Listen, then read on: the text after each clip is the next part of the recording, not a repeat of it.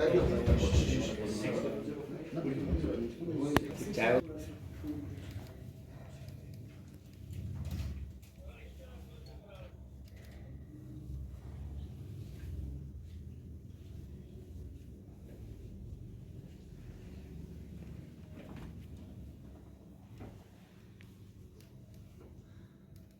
राष्ट्रवादी Congress party की ओर से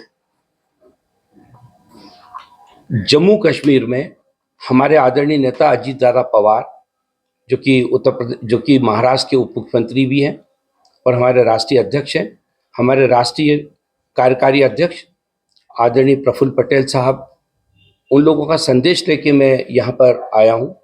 क्योंकि अभी जो पुलगांव में जो घटना घटी है, पहलगांव में जो घटना घटी है, उस घटना ने पूरे देश में एक हलचल मचा दी और उस बात को लेकर हमारी पार्टी में भी बहुत चर्चा हुई है। क्योंकि महाराष्ट्र के हमारे कुछ पर्यटक भी उस दिन वहाँ पर थे, जिनको जम्मू कश्मीर के जो लोग हैं, खासतौर से क्षेत्र के जो लोग हैं, उन्होंने अपने घर पे उनको पनाह दी, उनका ध्यान रखा और उनको अपने साथ रखा।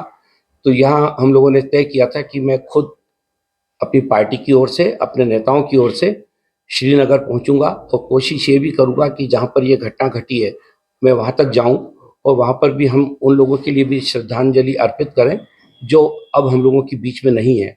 और ख़ास तौर से उस एरिया के लोगों को और कश्मीर के उन लोगों को मैं अपनी पार्टी की ओर से धन्यवाद दे सकूं जिन्होंने हमारे महाराष्ट्र के लोगों को सुरक्षा दी और उनको अपने घर में पनाह दी।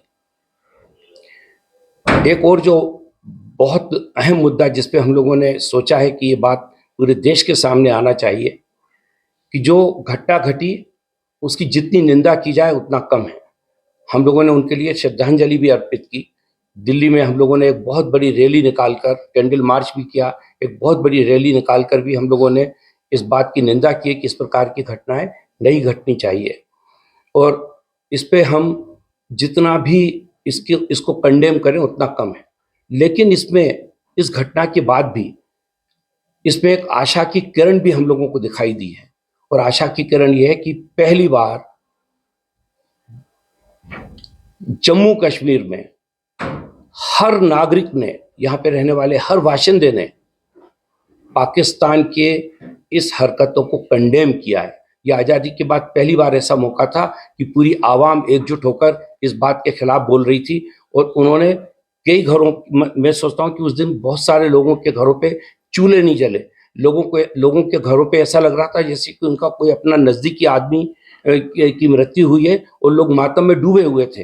ये एक बहुत बड़ा जो संदेश जम्मू कश्मीर के लोगों ने पूरे देश में दिया है, इसकी भी चर्चा हम लोग करना चाहते हैं। और मैं जानता हूँ कि ये एक लंबे कोशिश थी, इसमें एक लंबी कोशिश थी केंद्र सरकार की और ख़ास तौर से आदरणीय अमित शाह साहब की, जो लगातार पिछले 5-6 साल से इस मुद्दे पे निगाह रखे हुए थे और उन्होंने यहाँ पर एक सुरक्षा का वातावरण बनाने में बहुत कोशिश की थी। और उस दिन, जिस दिन ये घटना घटती है, उसी दिन बगैर देरी किए जिस तरह से आकर उन्होंने यहाँ पर अपने आप को जम्मू कश्मीर में यहाँ श्रीनगर में आए वो, और उन्होंने एक संदेश दिया कि जैसे कि एक गार्जियन यहाँ पर पहुँच गया। क्योंकि उस दिन इत्तेफाक से मेरी कुछ लोगों से बातचीत हुई, उनमें से कुछ लोगों ने मुझे बोले साहब अब अमित शाह साहब यहाँ पे आए हैं तो निश्चित रूप से अब यहाँ पर हम लोगों को अब चिंता करने की ज़रूरत नहीं है। ये उन लोगों ने बोला था जो पर्यटक यहाँ पर आए हुए थे, उनको पूरा ये विश्वास था। फिर मैंने कुछ कश्मीर से जो हमारी पार्टी से जुड़े हुए लोग हैं उन लोगों से भी मैंने बात की। उन सभी लोगों का भी कहना ये था कि होम मिनिस्टर साहब के यहाँ आने से एकदम से हम लोगों को विश्वास हुआ है कि कोई गार्जियन हम लोगों के बीच में यहाँ पर आया है, अब ऐसी कोई घटना नहीं घटेगी। यही बातें मैं करना चाहता था आप लोगों के माध्यम से, क्योंकि आप लोगों के माध्यम से जब ये बात पूरे देश में फैलेगी जिस पे एक सकारात्मक सोच लोगों का पैदा होगा और सकारात्मक चर्चा शुरुआत होगी। इसलिए खासतौर से मैं राष्ट्रवादी कांग्रेस पार्टी की तरफ से आप लोगों के बीच आया हूँ। देखिए कि बहुत बड़ा मुल्क है और इसमें बहुत तरह तरह के सोच रखने वाले लोग हैं, लेकिन बाई एंड लार्ज देश के अधिकतम लोगों ने इस मौके पर जम्मू कश्मीर के जो लोगों ने मदद की, जो जम्मू कश्मीर के लोगों ने जो एकजुटता दिखाई, जम्मू कश्मीर के लोगों ने जो ये हत्या करने वाले लोगों के खिलाफ आवाज़ उठाई, उसका अधिकतर लोगों ने समर्थन किया है। और मैं सोचता हूँ कि ये करना जरूरी भी है और ये हम लोगों की भी जिम्मेदारी है, केंद्र सरकार की भी जिम्मेदारी है कि वो इस वातावरण को और बेहतर बनाए। क्योंकि इसमें देखिए कि अभी मैं आंकड़े देख रहा था 2023-24 में यहाँ पर करीब 12,000 करोड़ रुपए टूरिज्म से रेवेन्यू जनरेट हुई है। कश्मीर एक लंबे समय के बाद कश्मीरी की जेब में पहली बार एक समृद्धि और खुशहाली आ रही है और देश के अंदर एक और खासतौर से यहाँ पर एक सुरक्षा का वातावरण बना है और लोगों ने इस बात को महसूस किया कि सुरक्षा का वातावरण और शांति ये इस जगह के लिए बहुत जरूरी है, क्योंकि इसी में समृद्धि भी छुपी हुई है और इसी में यहाँ के लोगों की खुशहाली भी छुपी हुई है। यहाँ के लोग एकजुट हुए। ये जो आतंकवाद यहाँ पे खत्म हुआ, सरकार की उपस्थिति जरूर है, डिफेंस सर्विसेज की उपस्थिति जरूर है, लेकिन यहाँ के लोगों ने ठाना है कि अब हम यहाँ पर आतंकवाद नहीं होने देंगे, इसलिए यहाँ पर आतंकवाद रुक रहा है। और उसका सबसे बड़ा परिणाम यही है कि उस दिन जिस दिन घटना घटती है उसी दिन वहाँ पर लोग कैंडल मार्च करते हैं और इस बात को ताकत के साथ कहते हैं। पूरे जम्मू कश्मीर में लोग उस दिन अपने घर का चूल्हा जलाना भूल जाते हैं, मातम करते हैं इस बात पे। तो ये सारी बातें इस बात को बिल्कुल साफ करती है कि यहाँ का आदमी अब नहीं चाहता है कि यहाँ पर आतंकवाद हो। लेकिन इस पे केंद्र सरकार की भी बहुत जिम्मेदारी है कि यहाँ किसी भी हालत में ये जो आर्थिक उन्नति का जो एक दौर यहाँ पे शुरू हुआ है, ये किसी भी हालत में रुकना नहीं चाहिए। और ये जब नहीं रुकेगा जब पूरे भारत के लोग उतने ही विश्वास के साथ यहाँ पर पर्यटक के रूप में आएंगे, यहाँ के बिजनेस को बढ़ाने में सहयोग देंगे। जब तक ये स्थिति नहीं बनेगी तब तक ये जो उन्नति का पहिया जो यहाँ पे घूमा है, ऐसा ना हो कि वो फिर से थम जाए। और जब थमेगा तो फिर जो पड़ोसी हमारा मुल्क है वो उस कमजोरी का फायदा उठाकर फिर से उन हरकतों को बढ़ाने में कोशिश कर सकता है, जिनसे कि इसके पहले 30-35 साल से हमारा ये जो प्रदेश सबसे जो भारत का मुकुट है, जो सबसे बेहतर और खूबसूरत प्रदेश है, वो जिस ढंग से पीड़ित रहा है। देखिए, उन्होंने स्वीकार किया इस बात को और ये बात सच है कि वहाँ पे जो घटना घटी है वहाँ उस समय डिफेंस के लोग होने चाहिए थे।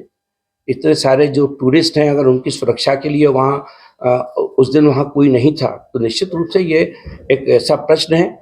और इस पे जो सारे दलों की जो एक बैठक हुई थी, सर्वदलीय बैठक हुई थी, उस पर बात सामने भी आई है। और मैं सोचता हूँ कि इस पे जो लोग जिम्मेदार हैं निश्चित रूप से उनके बारे में जानकारी भी ली जाएगी और मुझे ऐसा लगता है कि उन पर कार्रवाई भी होगी।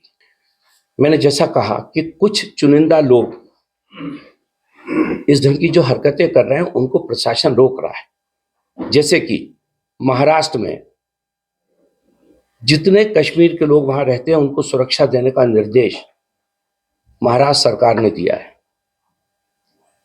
मध्य प्रदेश में मोहन यादव जी की सरकार ने उन सारे कलेक्टर और एसपीओ को खत लिखा है व्यक्तिगत रूप से कि किसी भी कश्मीरी, चाहे वो वहां पे रहने वाला हो चाहे वो बाहर से आया हो, उसको पूरी सुरक्षा प्रदान की जाए। किसी के साथ इस ढंग की घटना नहीं घटनी चाहिए। और दूसरे राज्य भी इस बात पे पूरी तौर से अपने अपने प्रशासन को इस बात के निर्देश दे रहे हैं कि ऐसी घटना नहीं घटनी चाहिए। लेकिन बहुत बड़ा देश है, 1 अरब 45 करोड़ लोगों का मुल्क है। कहीं अगर कोई छोटी मोटी घटना घटती है तो उस घटना को हम इस पूरे व्यवस्था का चेहरा नहीं मान सकते और उन लोगों के खिलाफ कार्रवाई होगी। कहीं भी अगर आप लोगों को भी कोई जानकारी मिलती है इन राज्यों में, आप हम लोगों को बताइए। मैं आया भी इसीलिए हूँ। अगर ऐसी कोई भी बात होती है, अगर हम लोगों तक पहुँचेगी, हमारी पूरी ये कोशिश होगी कि उनके खिलाफ कार्रवाई हो। मैं आपको एक और जानकारी देना चाहता हूँ। आदरणीय अजीत दादा पवार ने अपने खुद के ऑफिस में एक हेल्पलाइन नंबर बनाया है और उसको बाकायदा पूरी जगह पब्लिसिटी की है उसकी, जिससे कि अगर किसी भी व्यक्ति को कहीं भी कोई तकलीफ आ रही है तो वो अगर सूचित करता है तो फिर संबंधित जिले में, संबंधित राज्य में, संबंधित अधिकारी से हम लोग तत्काल बात करते हैं और कोशिश करते हैं कि उनको पूरी तौर से सुरक्षा मिले। मैं आपसे वही तो कहना चाहता हूँ। मैं आया भी इसीलिए हूँ।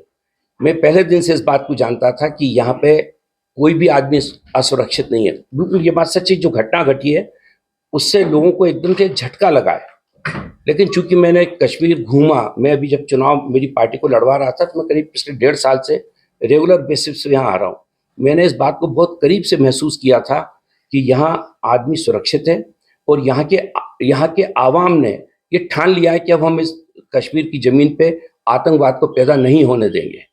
ये मैंने खुद ने महसूस किया। लाल चौक पे मैंने देखा था उस दिन 2023 की मैं बात बता रहा हूँ, उस दिन बहुत तेज बर्फ गिर रही थी, तो 3-4 दिन तक मैं लगातार कमरे में ही था। मुझे लगा कि क्यों मैं बाहर निकल के थोड़ा खुली हवा में देखूं। रात को 10:30 बल्कि पौने 11 बजे की बात थी। मैं होटल हदूद में रुका हुआ था। वहां से निकल के जब मैं सड़क पे आया तो मैंने देखा बहुत सारे लोग वहां पे, लोकल लोग, स्थानीय लोग अपने बच्चों के साथ, अपने परिवार के साथ वहां पे तफरी कर रहे हैं। तो मैंने एक दो लोगों से पूछा, मैं कहा साहब यहाँ पे आप लोग, बोले नहीं, यहाँ तो अब हम लोग घूम रहे हैं, आप देख रहे हैं हमारा पूरा खानदान हमारे साथ है। तो ये क्यों हुआ था? क्योंकि उनको ये विश्वास था और उनको ये विश्वास है कि अब जम्मू कश्मीर में इस प्रकार की घटनाएं नहीं हो सकती हैं। तो मैं नहीं सोचता कि भारत के जो नागरिक हैं उनको जम्मू कश्मीर में आने से पहले कोई सोचना चाहिए। ये पूरी तौर से सुरक्षित है, यहाँ किसी प्रकार की कोई समस्या नहीं है। जो घटना घटी है उसकी हम सब लोग निंदा करते हैं, ऐसा नहीं होना चाहिए। जो चूक हुई है वो भी नहीं होनी चाहिए थी, लेकिन इसके बावजूद भी जम्मू कश्मीर पूरी तौर से सुरक्षित है। यहाँ किसी को भी आने से 1 मिनट के लिए सोचना नहीं चाहिए। यही मैं आप लोगों के माध्यम से संदेश पूरे देश को देना चाहता हूँ।